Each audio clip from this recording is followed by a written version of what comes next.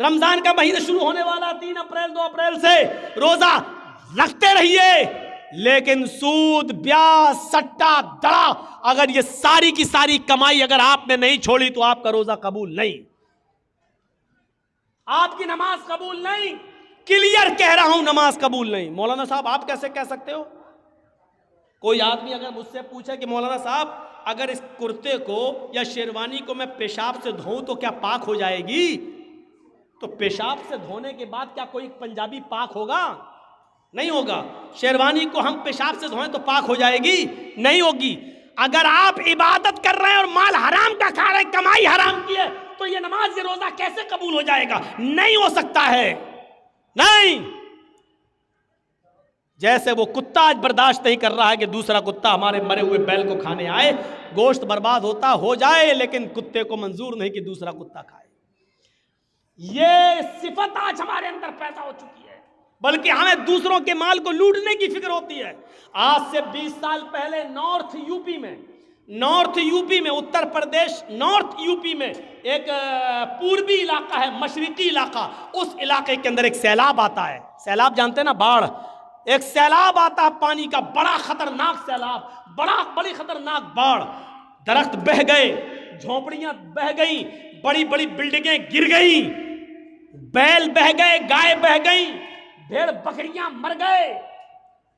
اتنا خطرناک سیلاب تھا۔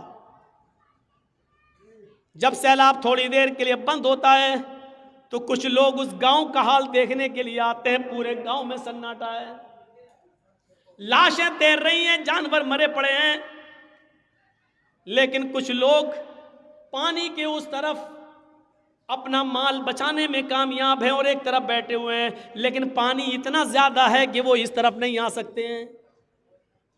کچھ لوگوں نے ان لوگوں کو ادھر بیٹھا ہوا دیکھا، لیکن وہ پانی کے اس طرف نہیں آ سکتے ہیں۔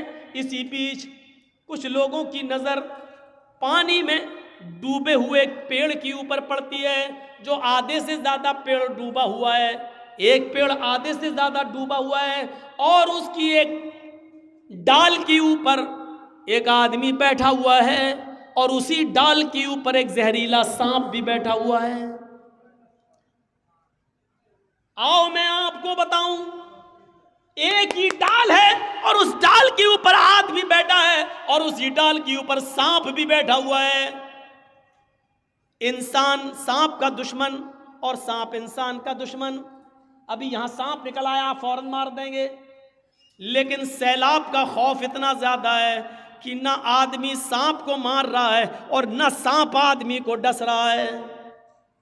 سانپ نے بھی اپنی آنکھوں سے دیکھا ہے سیلاب کا منظر، وہ بھی جانتا ہے کہ اگر تھوڑی سی بھی ڈال ہل گئی تو میں گر جاؤں گا اور نیچے پانی ہے، بہہ جاؤں گا، مر جاؤں گا۔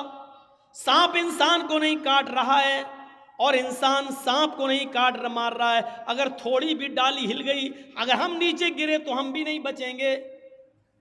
جہاں سیلاب کا دردناک اور خوفناک منظر اتنا خطرناک کہ انسان سانپ کو نہیں مار رہا ہے اور سانپ بھی انسان کو نہیں ڈس رہا ہے، لیکن یہاں کچھ ایسے کمینے انسان موجود ہیں جو اس طرف کشتی لے کر جاتے ہیں اور لوگوں سے کہتے ہیں کہ اپنا مال ہمارے حوالے کر دو، ہم اس کی حفاظت کرتے ہیں اور تمہارے مال کی رکشا کریں گے۔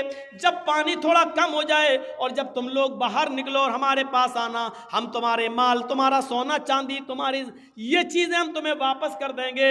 ایسے ماحول پر، ایسے موقع پر ان لوگوں نے ان کے اوپر بھروسہ کر کے اپنا مال ان کو دے دیا کہ لو، یہ میری گھرستی کا مال ہے، یہ ہمارے کچھ کپڑے ہیں، یہ ہمارے بچوں کی کچھ کھلونے بچے ہیں، یہ ہماری بیوی کا تھوڑا سا زیور بچا ہے، اس کو حفاظت سے رکھنا۔ جب پانی کچھ کم ہوگا اور ہم باہر نکلیں گے تو ہمارے حوالے کر دینا۔ ہماری بستی تو ڈوب گئی، ہم جہاں اللہ جگہ دے گا ہم وہاں چلے جائیں گے۔ اور یہ لوگ مال لے کر جب واپس آئے تو سب رفو چکر ہو گئے، بھاگ گئے۔ میرے بھائیو، آج انسان کا حال یہ ہو چکا ہے کہ ایسے موقع پر بھی ان لوگوں نے دوسروں کی مجبوری کا بھی فائدہ نہیں، مجبوری بھی نہیں دیکھی اور ان کا بھی مال لوٹ کے بھاگ گئے، فرار ہو گئے۔ جہاں انسان سانپ کو نہیں مار رہا ہے اور سانپ بھی انسان کو نہیں مار رہا ہے، ایک سانپ بھی انسان کو ڈس نہیں رہا ہے، ایسے موقع پر سب سے بڑا یہ سانپ انسان بن گیا جس نے اپنے بھائیوں کو ڈس لیا ہے، ان کا مال اور ان کا سامان لے کر فرار ہو گیا ہے اور بھاگ گیا ہے اور ان لوگوں کو سپرد کر گیا ہے کہ تم جانو تمہارا کام جانے۔ میرے بھائیوں، جب دنیا پرستی ایسی ہو جائے، مال و دولت کی لالچ جب اس حد تک بڑھ جائے، تو یقین مانیے پھر اللہ کی عبادت ہونا مشکل ہے، اور یقین مانیے پھر زندگی کو آپ صحیح اصولوں پر نہیں گزار سکتے ہیں۔ آئے مریم اللہ کے لیے سجدہ کر، اللہ کے سامنے سر جھکا اور اسی کو رکوع کر۔ آئے مریم اللہ کے علاوہ کسی اور کے لیے سجدہ جائز نہیں۔ آئے مریم رکوع کرنے والوں کے ساتھ رکوع کر، سجدہ کر اور رکوع کرنے والوں کے ساتھ رکوع کر۔ وسجودی ورقعی مع الراقعین، سجدہ کر اور رکوع کرنے والوں کے ساتھ رکوع کر۔ یہ حضرت مریم جو ایک عورت ہیں اور ایسی پاک دامن عورت ہیں کہ جن کو اللہ رب العالمین نے ان کے نکاح شادی سے پہلے ان کو بیٹا عطا فرمایا، حضرت عیسیٰ ان کے بطن سے پیدا کیا، ان کو کسی مرد نے چھوا بھی نہیں تھا، لیکن اس عورت کو بھی اللہ رب العالمین حکم دے رہا ہے، آئے مریم اپنے رب کی فرما برداری کر، اس کی اطاعت کر، وسجودی اور سجدہ کر، ورقعی مع الراقعین اور رکوع کرنے والوں کے ساتھ رکوع کر۔ حضرت موسیٰ علیہ السلام کو کہا جا رہا ہے، اے موسیٰ سنو، اننی انا اللہ، میں ہی اللہ ہوں، لا الہ الا انا، میرے علاوہ کوئی معبود نہیں۔ موسیٰ کو اللہ رب العالمین کیا کہہ رہا ہے؟ موسیٰ سنو، میں ہی اللہ ہوں، لا الہ الا انا، میرے علاوہ کوئی معبود نہیں، فاعبدنی واقم الصلاۃ لذکری، اے موسیٰ بس میری ہی عبادت کرو، فاعبدنی میری ہی عبادت کرو، واقم الصلاۃ لذکری اور میرے یاد کے لیے نماز قائم کرو۔ یہ موسیٰ علیہ السلام کو حکم دیا جا رہا ہے۔ ابھی ہم قرآن سے ثبوت دے رہے ہیں اور اس کے بعد میں ہندو دھرم کے اوپر آئیں گے کہ دیکھیے کرشن جی بھی نماز پڑھنے کا حکم دے رہے ہیں۔ وَأَقِمِ الصَّلَاةَ لِذِكْرِي اور میری یاد کے لیے تم نماز قائم کرو۔ یہ موسیٰ علیہ السلام پر بھی اللہ رب العالمین نے نماز فرض کی، اور موسیٰ پر نماز تو ایسی فرض تھی کہ موسیٰ علیہ السلام اللہ کے نبی سے بار بار کہتے تھے کتنے وقت کی نماز ہے؟ 50۔ نہیں پڑھ پائے گی آپ کی امت، پھر جائیے کم کرائیے، پھر کہے کتنی رہ گئی؟ کہ 40، کہ ابھی بھی زیادہ اور کم کراؤ، کتنی رہ گئی؟ 30، یہ بھی زیادہ، پھر جاؤ، اب کتنی رہ گئی؟ 20، یہ بھی زیادہ، پھر جاؤ، پھر گئے کتنی رہ گئی؟ 10، یہ بھی زیادہ ہیں۔ اے موسیٰ کیا 10 تو ٹھیک ہے، نہیں نہیں پھر جاؤ، پھر گئے کتنی رہ گئی؟ کہ 5، کب؟ پھر جاؤ، میری امت 2 وقت کی نماز نہیں پڑھ پائی، آپ کی امت 5 وقت کی کیسے پڑھے گی؟ اللہ کے نبی فرماتے اب نہیں جاؤں گا۔ کیوں؟ کہ اب مجھے بار بار اپنے رب کے پاس جاتے ہوئے شرم آتی، کتنی کم کراؤں؟ 50 سے 5 رہ گئیں، 10 گنا اللہ نے کم کر دی، پھر جاؤں تو کیا بالکل ختم کروا دوں؟ نہیں، اب نہیں جاؤں گا، 5 وقت کی فرض ہو گئی۔ تو موسیٰ علیہ السلام پر بھی نماز فرض تھی، حضرت ابراہیم علیہ السلام کے اوپر بھی یہ نماز فرض تھی۔ جب حضرت ہاجرہ کو اور ان کے پیٹ سے پیدا ہونے والے بچے اسماعیل کو جب حضرت ابراہیم علیہ السلام نے بیاب و گیا وادی پہ چھوڑ دیا، غیر ذی زرع وادی میں چھوڑ دیا، ایک بیابان جنگل میں میدان منا میں چھوڑ دیا، اور جب چلے گئے دور گئے تو فرمایا ربنا انی اسکنت من ذریتی بواد غیر ذی زرع عند بیتک المحرم لیقیموا الصلاۃ۔ اے ہمارے رب، اے ہمارے پروردگار، ہم نے اپنی ذریت کو، ہم نے اپنی اولاد کو، ہم نے اپنے بیوی اور بچے کو ایک ایسی بیابان جنگل میں چھوڑ دیا ہے جہاں ان کا کوئی پرسان حال نہیں ہے، جہاں ان کا کوئی دیکھ ریکھ کرنے والا نہیں ہے سوائے تیرے۔ اے اللہ، میں نے ان کو غیر آباد، غیر مانوس جگہ پر ہم نے ان کو چھوڑ دیا ہے، بجلی نہیں ہے، پانی نہیں ہے، کھانا نہیں ہے، ایک بیابان جنگل میں ہم نے ان کو چھوڑ دیا ہے۔ بے آب و گیاہ وادی میں ہم نے ان کو تیرے بھروسے پر چھوڑ دیا ہے. اے اللہ اس لیے یہاں چھوڑا ہے کہ ان سے آبادی بڑھے، پھلے پھولے، لیقیموا الصلاۃ، تاکہ یہاں یہ لوگ جب پڑھنے لگے اور آبادی بڑھ جائے تو نماز قائم کی جانے لگے، نماز پڑھی جانے لگے. ہم نے ایک ایسے بے آب و گیا جنگل میں، وادی میں چھوڑ دیا ان کو، لیقیموا الصلاۃ، تاکہ یہاں نماز قائم کی جا سکے، نماز ادا کی جا سکے.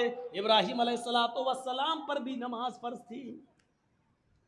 ایک دوسرے موقع پر ابراہیم علیہ السلام نے کہا رب اجعلنی مقیم الصلاۃ ومن ذریتی ربنا وتقبل دعا.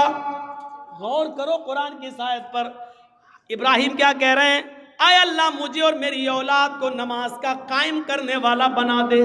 رب اجعلنی مقیم الصلاۃ ومن ذریتی، اے اللہ مجھے اور میری ذریت کو، میرے بیوی بچوں کو، میری اولاد کو مقیم الصلاۃ، نماز کا قائم کرنے والا، نماز کا پڑھنے والا بنا دے، نماز کا پڑھنے والا بنا دے. ربنا وتقبل دعا، اے اللہ تو ہماری اس دعا کو قبول فرما لے. اے اللہ ہمیں اور ہماری اولاد کو نمازی بنا دے، نماز کا قائم کرنے والا بنا دے. اس سے پتہ چلتا ہے کہ نماز ہر نبی پر فرض تھی. جب مریم کے پیٹ سے عیسیٰ آئے تو لوگوں میں ہنگامہ ہو گیا. مریم نے بچہ پیدا کیا؟ ارے اس کی تو شادی نہیں ہوئی ہے، پھر بچہ کیسے پیدا ہو گیا؟ خرافاتی لوگ گھیر لیے، مریم بتاؤ یہ بچہ کہاں سے آیا؟ تم تو محراب میں نماز پڑھتی ہو، عبادت میں مصروف رہتی ہو اور اتنی نیک بنتی ہو، اور پھر شادی سے پہلے بچہ؟ یعنی سب کو دکھاتی ہو، ڈھڈورا پڑتی ہو، اور حالت یہ ہے کہ تم نے ایک ناجائز بچے کو جنم دے دیا. شادی سے پہلے یہ بچہ کہاں سے آیا؟ پہلے تو مریم خاموش رہی، جب لوگوں کے تانے وہ سن نہ سکی. بڑے بڑے کمنٹ، بڑے بڑے گندے کمنٹ بھی آتے ہیں نا، کیچڑ اچھالا جاتا ہے نا، اور یہ تو سامنے دکھ رہا ہے کہ مریم کی شادی نہیں ہوئی ہے، پھر بچہ کہاں سے؟ جب مریم اس کمنٹ کو سن نہیں سکی اور لوگوں کے باتیں اور تانے جب برداشت نہ کر سکی تو اشارہ کر دیا اس بچے سے پوچھ لو. مجھ سے کیا پوچھتے ہو، اس سے پوچھ لو کہ تیرا باپ کون ہے، وہ خود ہی بتا دے گا. جاؤ جاؤ. جب مریم نے اس بچے کی طرف اشارہ کیا، قرآن کیا کہتا ہے؟ جب لوگوں سے کہا اس بچے کی طرف جاؤ تو لوگوں نے کہا کیف نکلم من کان فی المہد صبیا. اے مریم تو مجھے اس کے پاس بھیج رہی ہے جو پالنے میں جھول رہا ہے، جو گہوارے میں کھیل رہا ہے، جو ایک چھوٹا سا بچہ ہے، وہ کیا بولے گا؟ کیف نکلم، ہم کیسے اس سے بات چیت کریں جو گہوارے میں پڑا ہوا ہے، جو پالنے کے اندر پلا ہوا ہے، جو جھول رہا ہے، جو کھیل رہا ہے، حالانکہ وہ ابھی چھوٹا سا دودھ پیتا بچہ ہے. وہ ہم سے کیسے بات کرے گا؟ ہم اس سے کیسے گفتگو کریں؟ وہ ہمیں کیا جواب دے گا؟ جواب تو تمہیں دینا ہے. تم بتاؤ کہ یہ بچہ کہاں سے آیا. کیف نکلم من کان فی المہد صبیا.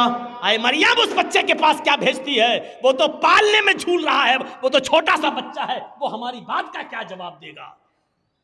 ابھی اتنا کہا ہی تھا قوم کے لوگوں نے، اتنے میں وہ بچہ یعنی عیسیٰ علیہ السلام اسی جھولے سے آواز دیتے ہیں، اسی پالنے سے، وہ گہوارے سے بولتے ہیں انی عبداللہ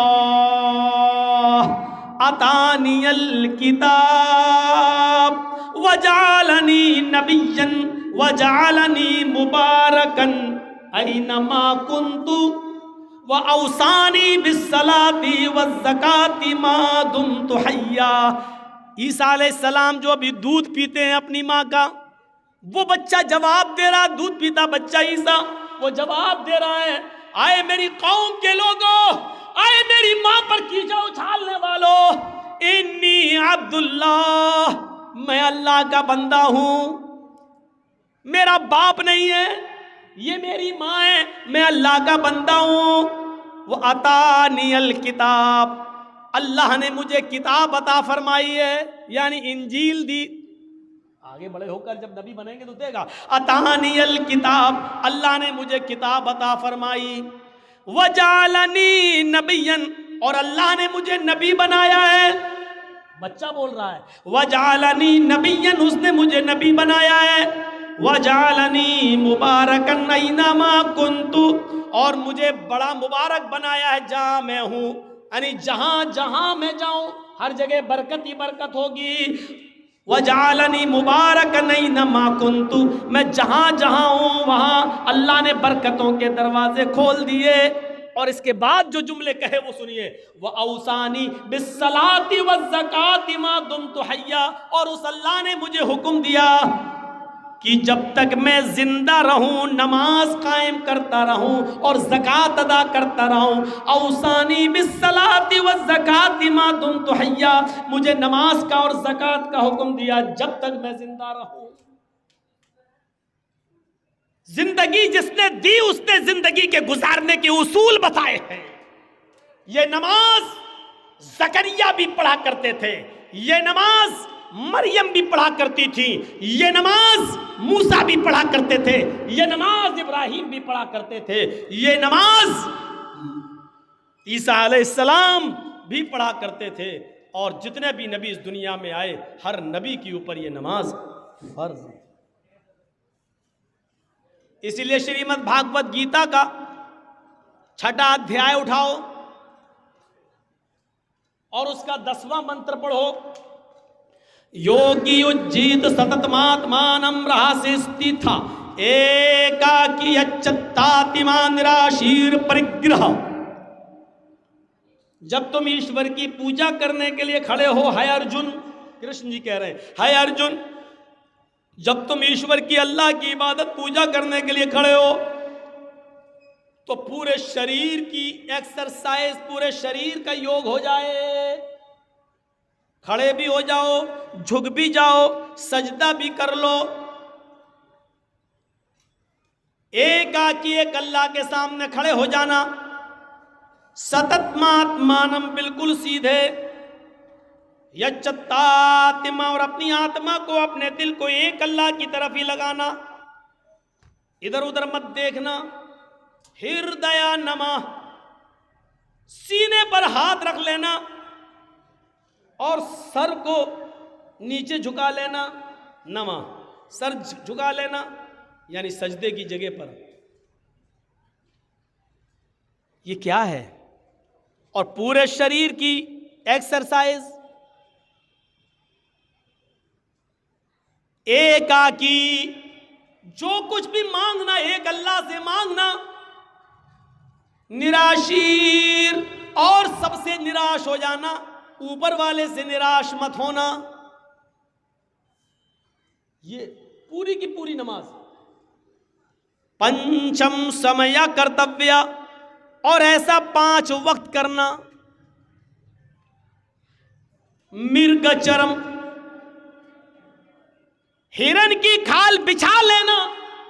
اگر پاک زمین، پوتر دھرتی نہ ملے، پوتر دھرتی نہ ملے یعنی زمین پاک نہ ہو تو مرگ مانی ہرن اور چرم مانی چمڑا، ہرن کا چمڑا یعنی ہرن کی کھال بچھا کر اس پر نماز پڑھ لینا. یعنی حلال جانوروں کا چمڑا ہندو دھرم کے اندر بھی حلال ہے، اس پر بھی نماز پڑھی جا سکتی ہے. اور یہ چیز ہندو دھرم کی کتاب اور شریمد بھاگوت گیتا کہہ رہی ہے، جو ہر ہندو کے گھر میں ملے گی.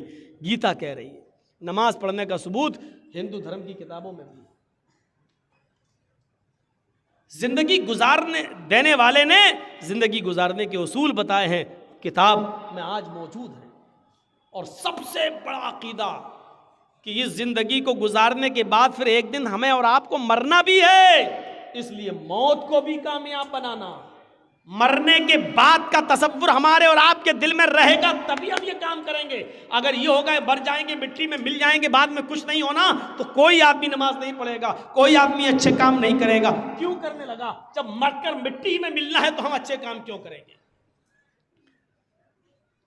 دنیا میں کتنا اختلاف ہے، کتنا نزاع ہے، کتنا جھگڑا ہے. اس اختلاف کو ختم کرنے کی ایک ہی